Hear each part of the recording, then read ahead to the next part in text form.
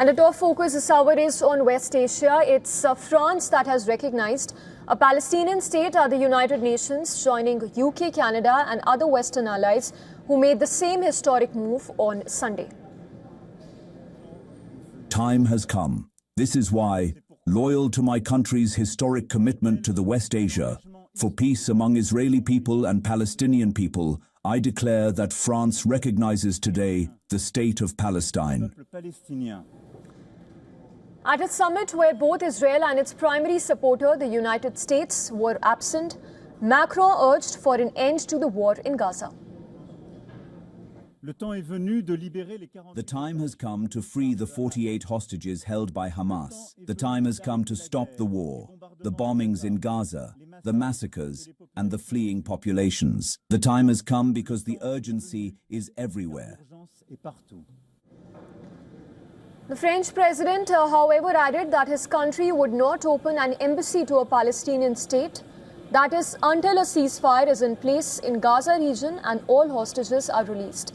The Palestinian Authority hailed France's decision as historic and courageous, with its delegation giving Macron a standing ovation. Then Monaco, Belgium, Andorra, Malta and Luxembourg also recognized a Palestinian state from the General Assembly podium, bringing the total number of recognitions to 3/4 of the UN membership. On the other hand, Israeli Prime Minister Netanyahu has pledged that not to allow a Palestinian state, and far-right members of his cabinet have threatened to annex the West Bank to make statehood impossible.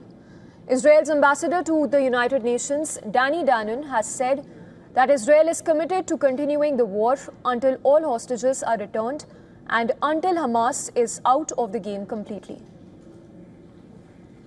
Before October 7th, there was a debate about that in Israel. After October 7th, it's off the table. Now we are focused on bringing the hostages. We are focused on eliminating Hamas.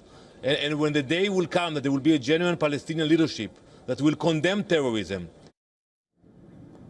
In fact, the White House said that President Donald Trump believes that the recognition of Palestinian state is effectively rewarding militant group Hamas for its attack on Israel. He believes it's a reward to Hamas. So he believes these decisions are just more talk and not enough action from some of our friends and allies. And I think you'll hear him talk about that tomorrow at the UN. Palestinian President Mahmoud Abbas, in a video message that was shown at the United Nations, urged Hamas to surrender its weapons to his force and added that the Palestinian Authority is the only body that is qualified to govern the Gaza region. Furthermore, Hamas has reportedly drafted a letter to the President of the US requesting a 60-day truce in Gaza for exchange of half of the remaining 48 hostages.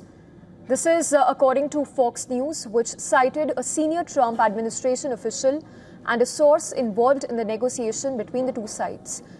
In another development, Singapore has announced targeted sanctions against leaders of Israeli settler groups and expressed willingness to recognize a Palestinian state.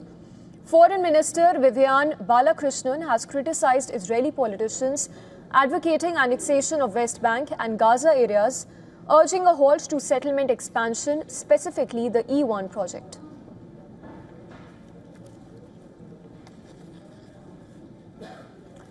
And joining us on the broadcast is Chris Doyle from London. He's Director of Council for Arab-British Understanding, and he's also the current lead spokesperson for Kabu.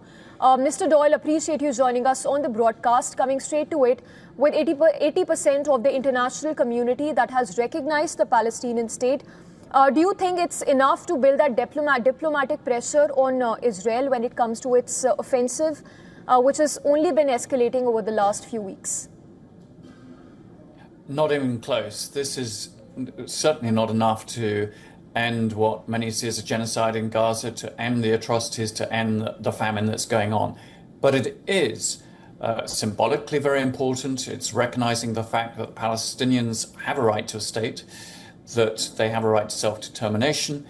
And it also demonstrates just how isolated not just Israel, but the United States has become on the world stage, that so many countries are willing to make such a move to recognize Palestine. Some major powers, Britain, France, Australia, Canada, Portugal, many others, even though they know that it will incur anger from the Trump administration that won't take kindly to these sorts of moves. So it does matter, but simply there needs to be effective measures against the state of Israel, sanctions, frankly, the end of military and security cooperation, and specifically towards those settlements, that there is no trade with these settlements, that there is no engagement with the Israeli occupation, that the International Court of Justice determined last year was unlawful. So it is another example, I fear, of too little, too late. And perhaps that's one of the biggest disappointments. This is probably why you don't see many Palestinians celebrating right now when you thought that might be the case because of the genocide, but also the knowledge that if this had happened 10, 12, 15 years ago, it might have made a real difference. There could have been a momentum towards peace, negotiations, and an exit from this long-running bloody conflict. Yes, Mr. Doyle, like you mentioned, that this is more of a symbolic measure. Talk to us whether the West can essentially impose sanctions on Israel without the backing of the US. Well, obviously, without the US, sanctions will have less impact. But the largest trading partner of Israel is the European Union.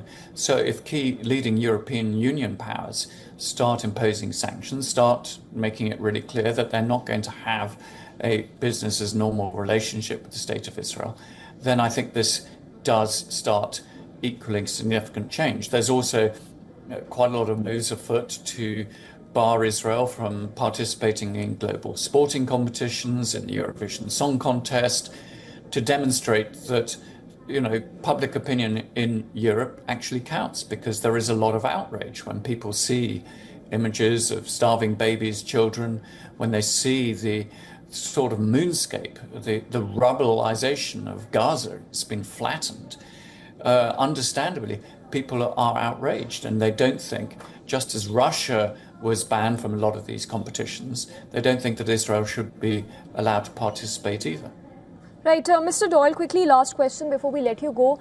It's one of the statements that's coming in from a Palestinian activist who says that if there is a two-state solution, then Hamas will not essentially be part of the governing body. Do you think that will actually make Israel to come on the table, given that Palestinian activist categorically says that Hamas will not be a part of the governing body? No, this is a red herring from the Israelis. The political platform, the existing Israeli government, was very clear when it was created back in, December 2022, January 23, that it would refuse and thwart any attempt to create a Palestinian state. So the guiding principle behind the Netanyahu administration is that there should not be a Palestinian state. So it's not really a question of who. And think about it right now. Hamas has been smashed in Gaza. It's not destroyed, but it has been massively degraded. Its leadership has been killed, targeted. So there is not really a scenario in which Hamas is going to become the leadership of Palestine, certainly not in the near future. And this is also a decision of the Arab League. It's something that President Abbas has said, that Hamas needs to be disarmed. So I think this is really a red herring that the Israeli government and its supporters are pushing out there because they don't want to see an independent, viable Palestine. Yes, Mr. Doyle, point taken, and of course a moot point being, what is the end game of the war in Gaza? Appreciate you joining us on the broadcast. Thank you very much.